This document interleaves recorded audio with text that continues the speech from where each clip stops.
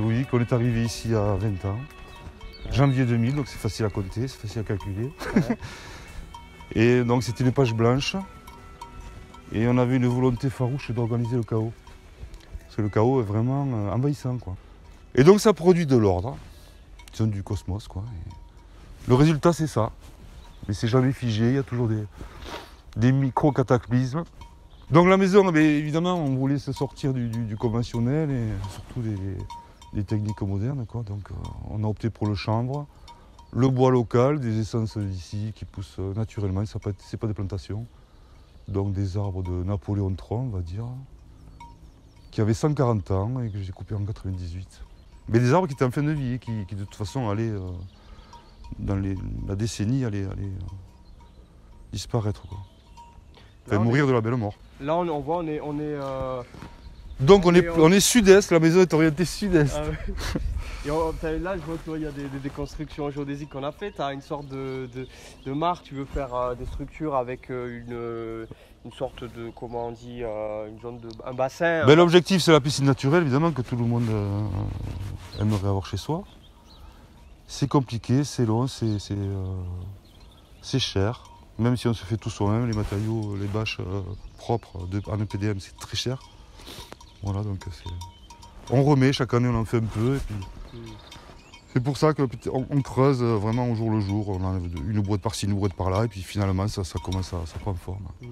Mais il n'y a pas d'urgence. Hein, ouais, on voit là ce système donc avec l'eau là qui est présent sur le site, le potager juste au-dessus, encore au-dessus du potager on a la prairie, et une forêt, le verger, les cochons qu'on allait voir tout à l'heure. Voilà. Et tout ça vous l'avez agencé donc au fur et à mesure du temps. Est-ce qu'il y a tout ça, c'était en tête Ah non, pas du tout, non, on se laisse guider par l'intuition beaucoup, et puis surtout la quête du beau, parce qu'on a découvert aussi que le beau, c'est le scintillement du vrai. Et si c'est beau, c'est vrai. Et si c'est vrai, ça va être beau.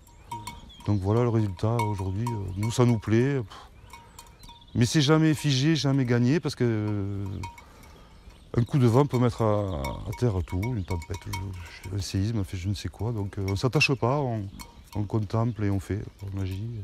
Donc là, on est en fin d'hiver, donc on manque un peu de verdure. Les brebis, elles adorent les choux de fin d'hiver, là. Ah ouais.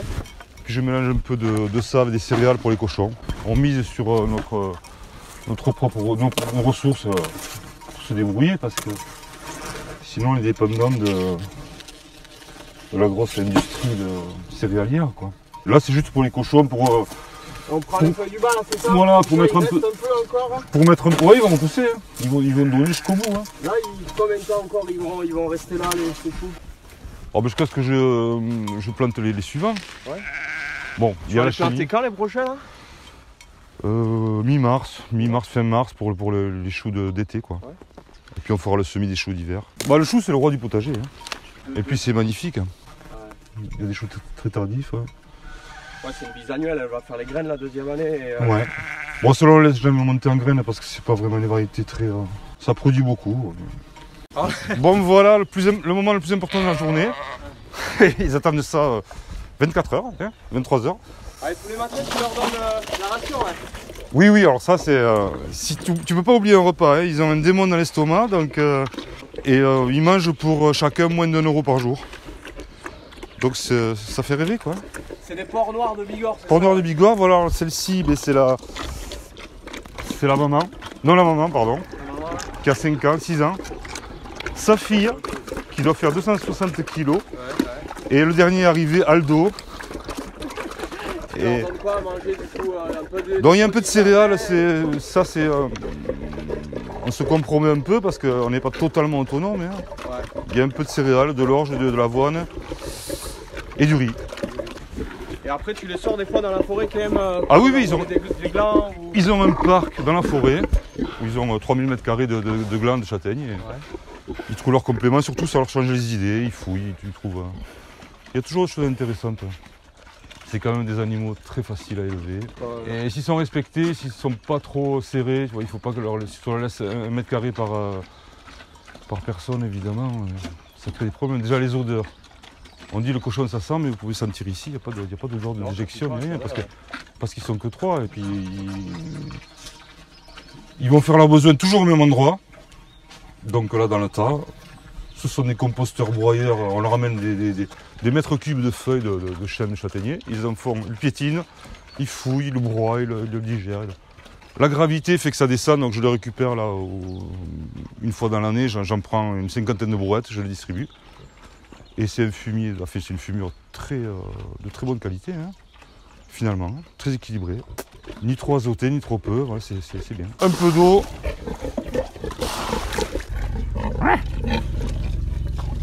Et oui, et le dos. Il est un petit cochon. Donc les radis noirs, ils sont super beaux, ils sont super gros. Le gel a tué les parties vertes. Ils en mangent un peu les moutons aussi. S'ils n'ont rien d'autre, oui, ils le mangent. Mais c'est pas leur tasse de thé, on va dire. C'est plus cochon ça. Hein. Ils vont grignoter un peu, mais bon, ils n'aiment pas trop quand c'est souillé de terre. Ah ouais. Si tu les laves, ils les mangent plus volontiers. Les petits, est-ce qu'il y a des œufs? Oh ben oui. 4, 5, 6, bon on va laisser un peu. T'en ramasses souvent des œufs ici? Ils sont beaux, hein. Bon, tous les 2 jours. En fait, quand on n'en a plus à l'intérieur, on va voir si les poules en font. Fait un nom. Ouais. Il y a des périodes où elles pondent plus que d'autres? Alors à partir du moment où les jours allongent, eh bien, franchement, de suite elles font un œuf par jour, grosso modo, disons 5 par semaine.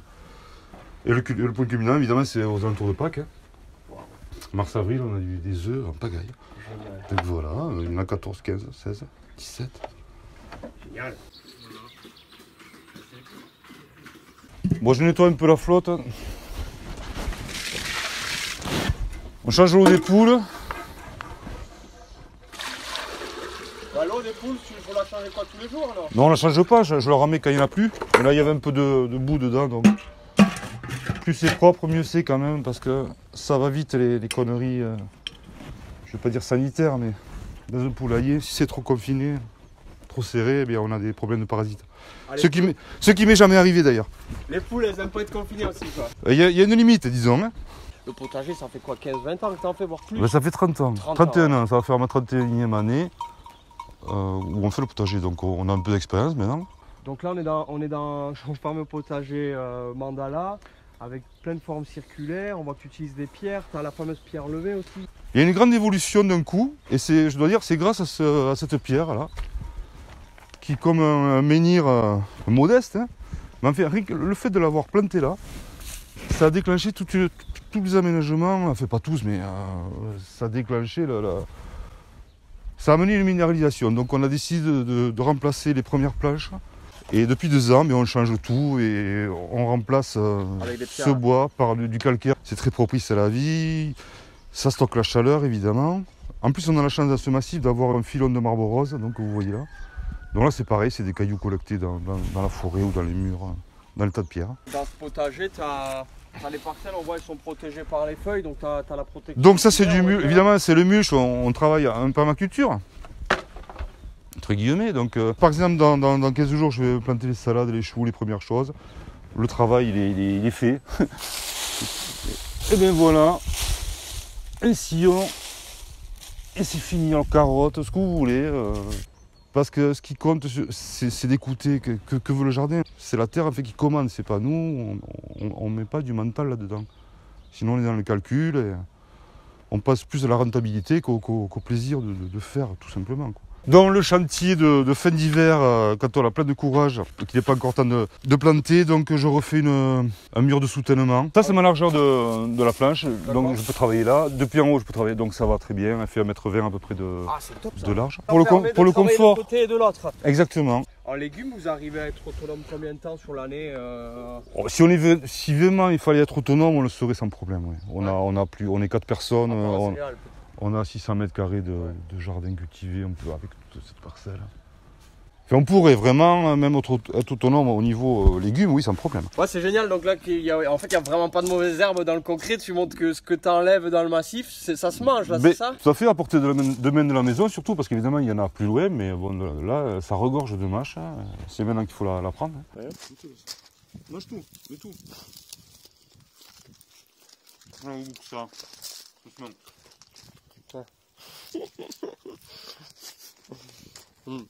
Tu sens le petit goût de rose? C'est bon? Très léger. Hein? Il n'y a aucune amertume.